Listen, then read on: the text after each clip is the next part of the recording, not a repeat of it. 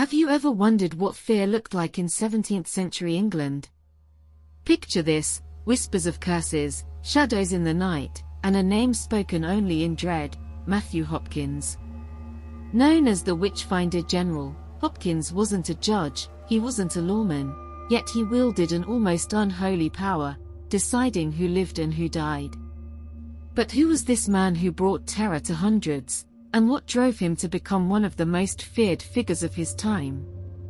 In today's video, we're unraveling the story of Matthew Hopkins, a man who rose from obscurity to dominate the darkest days of England's witch trials. Prepare for an epic descent into a chilling tale of suspicion, death, and cold-hearted ambition.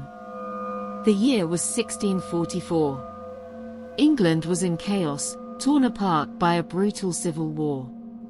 As towns and villages smoldered with distrust, Matthew Hopkins seized a twisted opportunity to create his own kind of authority, one rooted not in justice, but in fear. Hopkins, a man of unremarkable origins, lived in Manningtree, Essex.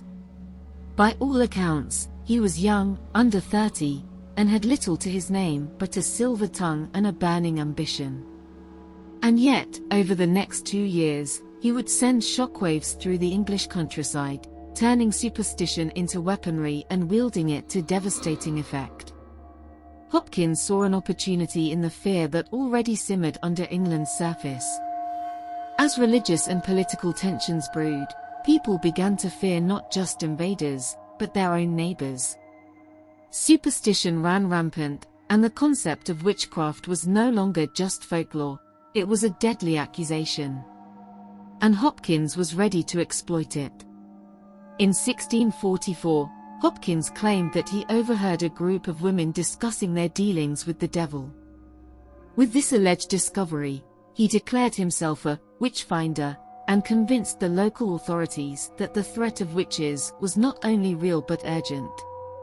Over the next 2 years, he would travel across East Anglia, aided by his accomplice John Stern, rooting out supposed witches and staging grisly trials that led to hundreds of executions. But here's the twist: Hopkins had no official authority. He was not ordained by the church, nor sanctioned by the crown. His title, Witchfinder General, was self-appointed. What drove Hopkins wasn't just a belief in witchcraft. His motivations were darker, more personal, and shockingly profitable. Hopkins charged towns for each witch he discovered, a sum that would be equivalent to thousands of pounds today. This wasn't justice, it was a business, a bloody, lucrative business that thrived on fear and the misery of innocent people. Hopkins had a unique way of uncovering witches. He devised a series of so-called tests, which were as bizarre as they were barbaric. One method was swimming, an ordeal in which a suspected witch would be bound and thrown into water. The theory? Water would reject the impure, so if they floated, they were guilty. If they sank, well, they were innocent, but often drowned before they could be saved. This twisted logic damned many who were already doomed the moment Hopkins' eye fell upon them. Another test was the search for witches' marks. Hopkins would strip suspects, often women, and examine them for blemishes, moles, or scars, any abnormality that could be twisted into evidence of a pact with the devil.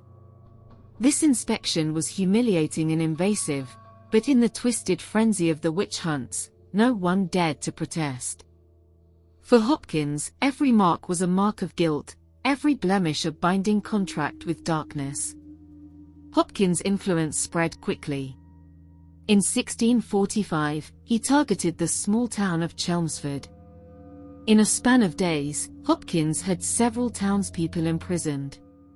They were subjected to sleep deprivation, interrogated for hours on end, and promised mercy if they confessed. Out of sheer desperation, many did.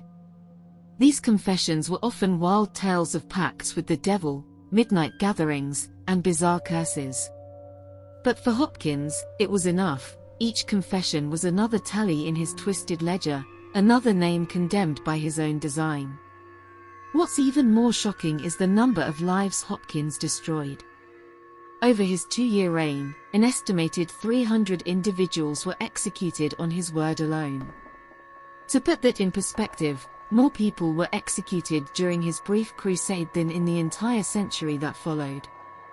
Hopkins fueled his own myth, and his fame spread so far that people began to fear his arrival in neighboring towns, often trying to pay him off or bribe him to leave them untouched. But there's a dark irony here. Despite his power and his reputation, Hopkins' methods were never officially sanctioned. By the end of 1646, his gruesome practices began to attract criticism. Leading Puritan voices, like John Gall, a clergyman from Great Staughton, openly denounced Hopkins as a fraud and accused him of violating Christian teachings.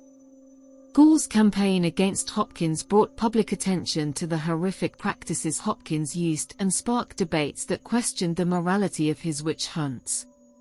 In a strange twist, as scrutiny of his practices grew, Hopkins simply vanished. By late 1646, Hopkins retired from his witch-finding, reportedly returning to Manningtree to live out the rest of his days. But rumors circulated.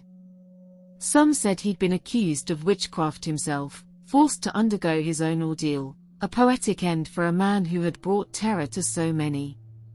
But the truth is likely less dramatic. Records suggest he died of tuberculosis in 1647, a quiet, almost anticlimactic end for a man whose life had been defined by death. And yet, Hopkins' legacy endures. The fear he sowed, the innocent lives he destroyed, left a stain on English history. The Witchfinder General may be long dead, but his story serves as a chilling reminder of the power of fear, and the terrifying consequences when that fear is wielded by the wrong hands. What makes Hopkins' story so shocking is not just his brutality, but how he manipulated a society already on edge, profiting from paranoia and superstition. He understood the power of suggestion, the weight of accusations, and the vulnerability of an isolated, fearful populace. Hopkins' reign of terror wasn't just a chapter of the witch hunts, it was an example of how, even in the absence of real power, someone can bring a society to its knees. Conclusion. So, what can we learn from the tale of Matthew Hopkins, the self-appointed Witchfinder General? His story is a stark reminder of how fear can twist the very fabric of society. It's a reminder of the importance of reason and compassion, of justice that isn't swayed by whispers and superstition. Hopkins exploited a time of chaos, using fear as a weapon to fuel his own rise. But in the end, his legacy serves as a warning that in times of fear and crisis, we must be vigilant about who we place our trust in, and who we allow to decide the fates of others. If you enjoyed this dive into history's shadows, don't forget to like, subscribe, and join us next time as we continue exploring the darker chapters of our past.